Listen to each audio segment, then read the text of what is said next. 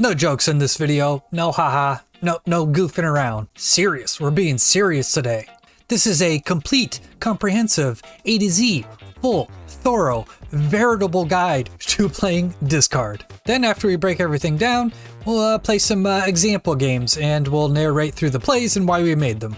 First up is the simple stuff, the game plan. So generally discard wins in two ways. The first is getting a Morbius or Meek, whatever, but usually it's a Morbius down, and then also having MODOK as a play with Apocalypse and Dracula. That really puts out a lot of power. Morbius can hold down one lane, Dracula can hold down a second lane, and then you can pressure a third lane, forcing the opponent to respect your power there with all your discard cards. And that's one of the strengths of discard. We'll get into strengths and weaknesses here in a minute, but having one single card hold down a lane like Morbius and Apocalypse can is really one of the main reasons why this deck is good. The secondary win, most common way this deck will win, is through value. And that comes from discarding Swarm several times, getting a free Proxima onto the board, and then just having decent power by just playing out like Blade, Colleen, Sif, MODOK. You can definitely easily win games with this deck without actually having Morbius or Dracula. It's definitely tougher to win games without those cards, but this deck can absolutely do it because if the locations are nice to you, you can really fill up a lot of the lanes with very minimal energy investment. Now obviously with all decks, those two game plans aren't the only ways this deck can win. Sometimes you'll have a mix of primary and secondary, but in general, these are the two play lines you want to strive for. Alright, now what makes this deck good and what makes it bad? Well, the first thing here under strengths is it's consistent. Almost every game you play out with discard is gonna look pretty similar.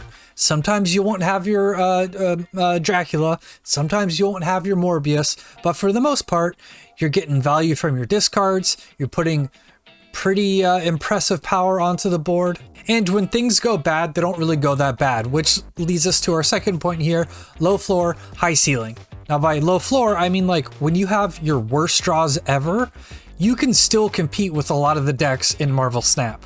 But when this deck has its great games and your draws line up really well, there's really not much that can beat you in the power department. And that's what I really like about decks in Marvel Snap. That's the kind of deck I gravitate towards. Ones where if like full disaster scenario, you still have sort of a shot at winning. And then the last thing under strengths is it's the highest power fair deck. Now by fair deck, what I mean is a deck that doesn't rely on some like absurd play line, some combos like Hela, MODOK, Invisible Woman, or like Tribunal stuff where you're counting on just stacking a specific set of cards in one lane and then you get big numbers. Nah, fair deck, Zabu decks, Darkhawk decks. Thanos decks actually now are sort of fair decks. They're the least fair of the fair decks, but I would count that in the same category. But yeah, of all like the typical mid-range, I'm not trying to do something crazy and absurd decks, discard is probably the most powerful one of those. Now onto the weaknesses of discard. You have no tech. You have no way of dealing with anything, really. You're counting on your consistency, your high power output, and the fact that all your games generally look the same to overcome the fact that you can't do anything about opposing big cards or location screw, which is the second thing here. You really have no shot against bad locations on the board. The only thing you can do to resolve bad locations, like if there's a Sanctum Sanctorum or a Dust Domain or whatever, really all you got is Proxima flipping in there, which isn't the best. And then the last weakness is, we've already mentioned this, combo decks. If you're playing against like, let's just say Tribunal or Mr. Negative, if they have their good draw, you have no shot. It doesn't matter how good your draw was. It doesn't matter if your Dracula is hitting a 24 power Apocalypse and your Morbius is 16 power in another lane. You're still not going to win because you cannot interact with combo decks whatsoever. And the way combo decks lose is to themselves or to counterplay. This deck has none of that. All right, let's move on to the card choices. This version I have on the bottom here, right there, It's hard with cameras. That version I have right there isn't the only way you can run discard. Now the flexible cards I would point out here are Meek, surprisingly, but a lot of people don't run Meek, Dokken, and Corvus Glaive. Now, personally, I think it's crazy not to run Meek, but I did include it here because it's technically a flex slot. And then the cards underneath the flex card here are potential cards you could put in their place. Now, first up, for Corvus Glaive, you could run Swordmaster, Hellcow, or Gambit in that slot. I actually quite like Swordmaster. You're not getting as much power because you're only discarding one card from Swordmaster, as in power, like making your Dracula really big, or your Meek really big, or your Morbius really big. But Swordmaster has 7 power itself, which is quite a bit. Really, this deck doesn't really benefit from the extra energy too much. Sometimes you have scenarios with Corvus where you get to play like Morbius and MODOK in the last turn of the game, which is cool, but for the most part, you're not really using that extra energy, and the reason Corvus is in here over Hellcow is because you just want to spend 3 energy rather than 4. So yeah, if you wanted to switch out Corvus, you don't have Corvus, I would go with the Hellcow Swordmaster or Gambit. Don't do anything silly like Moon Knight or whatever, or Silver Samurai. The second flexible slot, which is I think the most flexible, is Dokken. If you don't have Dokken, you don't want to run Dokken, it's really not that amazing. What it is good for is giving you another discard target in your hand, because sometimes you don't have enough things to discard to fuel your deck, and Dokken's a good play to put something else in your hand, which then lets you play out your Corvus or your Blade or your Colleen without hitting something you don't want to hit. But that card could be Wolverine or Collector. Wolverine's cool, it's just a little Proxima. I actually usually play Wolverine over something like Dokken. It also helps out with the location thing. You can get into locations you wouldn't be able to otherwise with Wolverine. And then the other option, Collector, is sort of like your third Meek Morbius type card. Sometimes it's not that great. You hit Swarm once and Apocalypse once. It gets up to a 5 power card, which is pretty decent. But if you're going to put Collector in over Dokken, that's when you would try something like Helicarrier over maybe your Corvus Glaive. I don't personally recommend playing Helicarrier. Well, if you are going to play Helicarrier, I would swap out the deck way more than you think you need to. Like, I personally would take out Dracula and put Helicarrier in there, and then take out Dokken and put Collector in that slot. Because Helicarrier with with Dracula is just not good. I don't care what anyone says, it's not that good. So if you're gonna run Helicarrier, use Collector, because Collector gets really big when you discard your Helicarrier. And then the last flexible slot is Meek, and this is the spot where I see people just playing their Dokkens or their Collectors instead of Meek. Collector and Meek usually get to about the same power in this list. I think Meek is more consistent, and since it can move now, Meek is much better to, like I said, get into locations that you can't get into, or just to readjust your power. It's very important. So personally, I wouldn't take out Meek, but when you look at the different discard decks you will see on like Snap.fan or whatever, that's generally the 3 cards you could play with. Snapping strategy for discard. It's really simple. There's not too much to this one. With fair decks that are very consistent, you just snap when you have it and don't when you don't. But yeah, the first thing I have here is your scaling cards plus Swarm plus MODOK. If you have Morbius in your hand, a Swarm in your hand, MODOK, and then really whatever else, and you feel confident, snap away. The second, probably easiest snapping scenario is when you have Dracula, Apocalypse, and like a couple of discard spells in your hand. Spells, cards, characters, whatever. You get my point.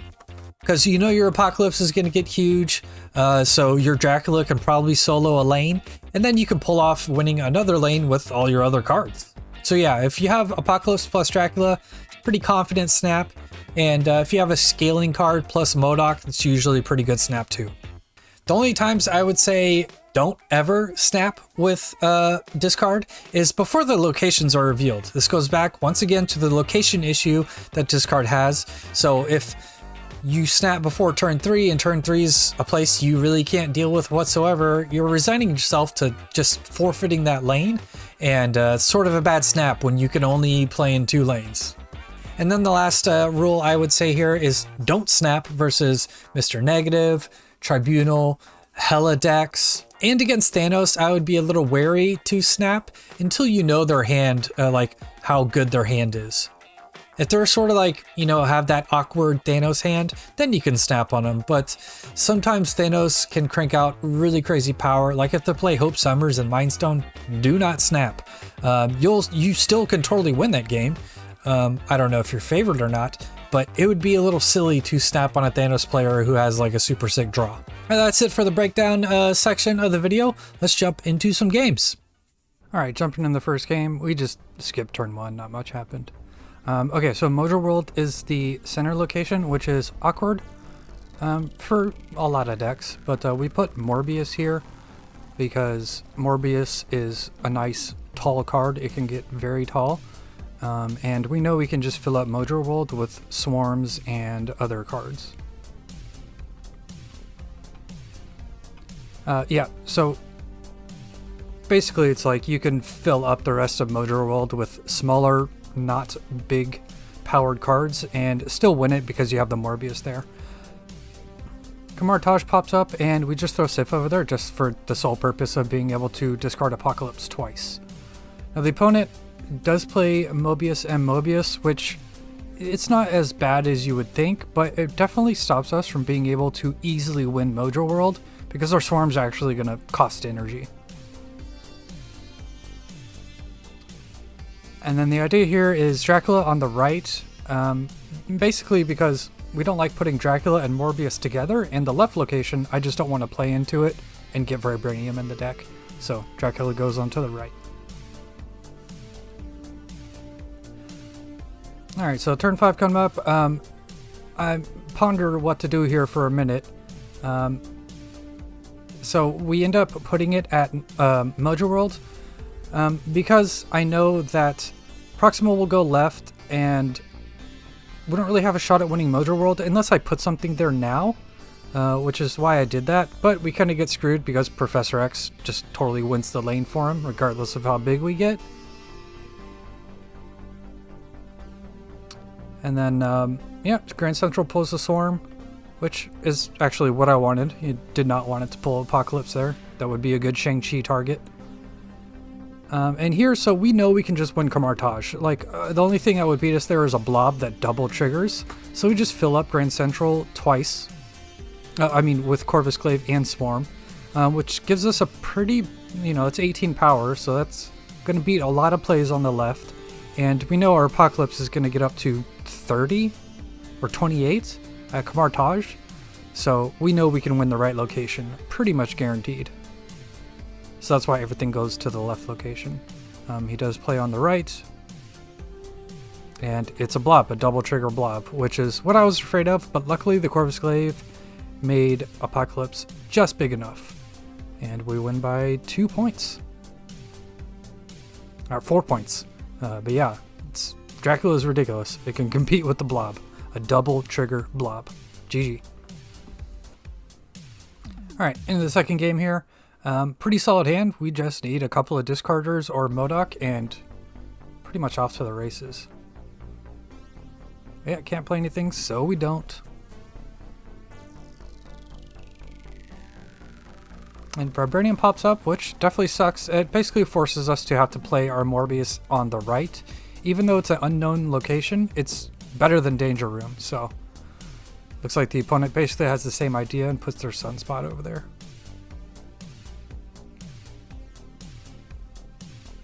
Sanctuary 2, it's pretty much a whatever location, doesn't really impact us much. And we basically have to figure out if we want to do Corvus or Meek now. I go ahead and play Meek and Soulstone instead of the Corvus, because the rest of our hand is good discard targets, and we want our hand smaller, so our Corvus Glaive is better. Play Meek on the right, because honestly it doesn't really matter where we put it, it's going to be able to move at some point. And we do Corvus instead of Dakin, because turn 4 is a little late to be playing Dakin. Like if we draw a MODOK or another discard card, we just want to play that on the next turn anyway. Yeah, so we just throw out the Corvus. We put that at Danger Room because we care if it dies, but it's not the biggest deal if it dies at Danger Room. But if it sticks, that's great. Then we have MODOK, which is the sickest draw we could have, basically. We throw Meek to the Danger Room. because we don't really need it with Morbius, and having it at Danger Room is just, it's going to be risky for the opponent to beat that much power there, and we don't have to actually play anything there. And then the Proximo we know is going to go to the middle, so this basically gives us like a threat to win every single lane, just with one card MODOK, which is pretty sick. So we get the extra energy, doesn't really do much, so realistically we just want to play our Apocalypse here, and we do everything in the middle because we're ahead at so much on the right and left. If we flip the middle location, then he has to keep the middle location plus flip like the left and right location, and that's really hard for the opponent to do. They can't win all three locations basically, so that's why we try to stack everything in the middle. And then we move Meek to Sanctuary 2 because I want the extra power there to be able to beat like a She-Hulk or a regular Hulk, the evolved Hulk. That would beat out those plays at Sanctuary, and also we're still ahead at Danger Room even though we move the Meek. So if he wants to win Danger Room, he has to risk a 25% chance of just his thing dying there, and we go up by a ton at Sanctuary 2.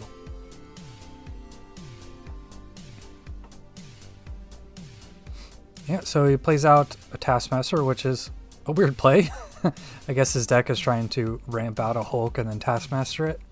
But yeah, everything he stacks in the middle just isn't enough. And we take the game. Alright, Dr. Mention sometimes is really good with this card, but not at the moment. So we just throw out our Meek. We don't have any good discard targets. So generally with this sort of hand, you just kind of don't do anything until you draw your Swarm or Apocalypse or whatever. We put Morbius at Dark Dimension just to make the opponent worry about what's there. And also a Morbius on the board, the opponent can see how big it is, how big it's going to get. But at Dark Dimension, they have no idea what's going on. Then we throw Dokken in the middle because you can't play there on turn 5, so the more power we can put there as soon as possible, the better.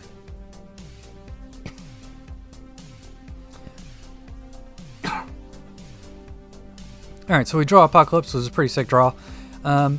Basically, we are trying to figure out how to get rid of the Muramasa as well as play the rest of our cards.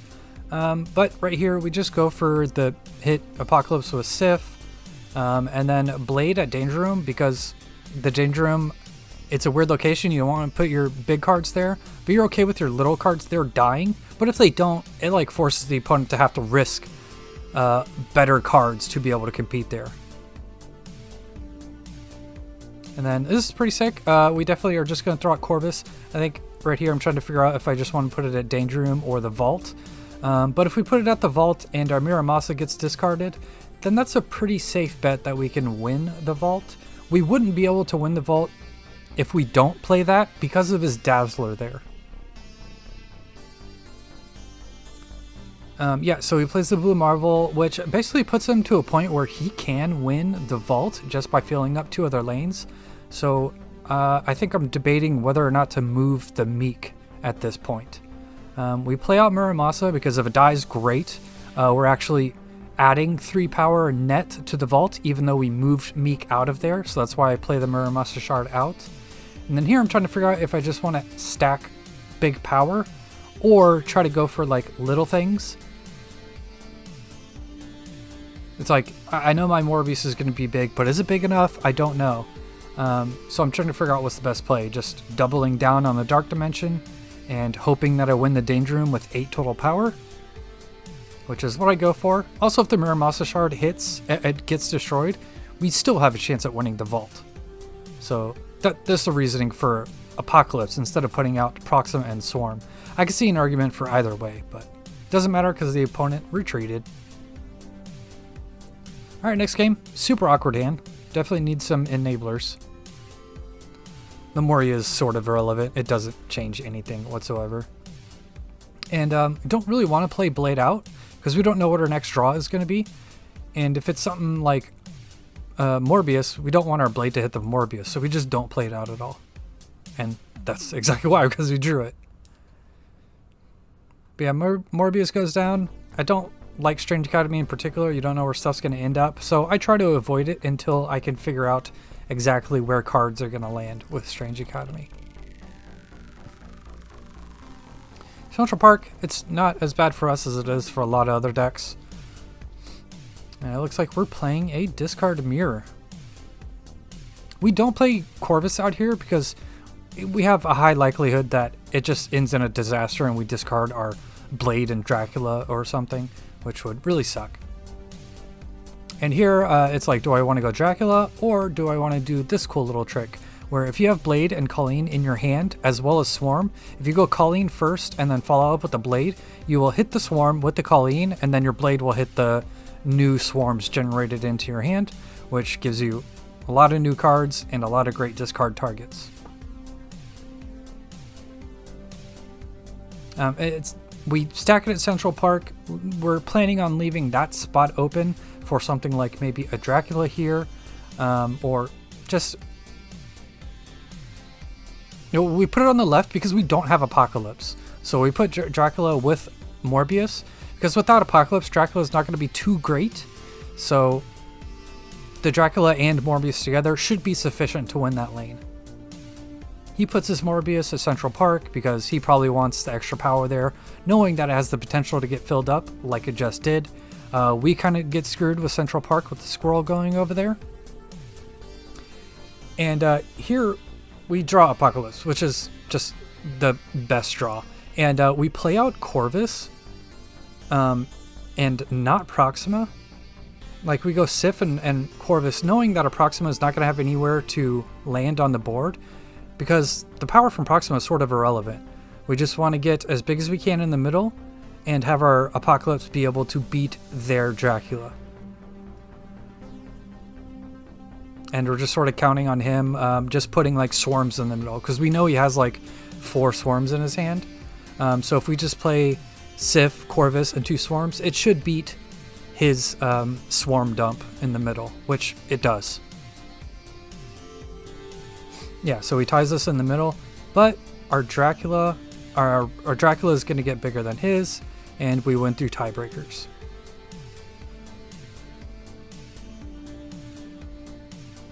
JJ.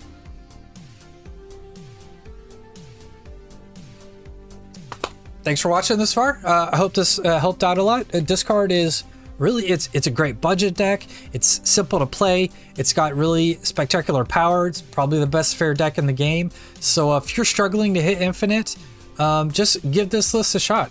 You probably have most of the cards, and if you don't have some of the cards, there's usually a really good replacement you could put in for one of them. There's just a lot of ways you could build this deck where it generally does the same thing, and it's not any worse. So yeah, good luck in your games. Thanks for watching. Later, nerds.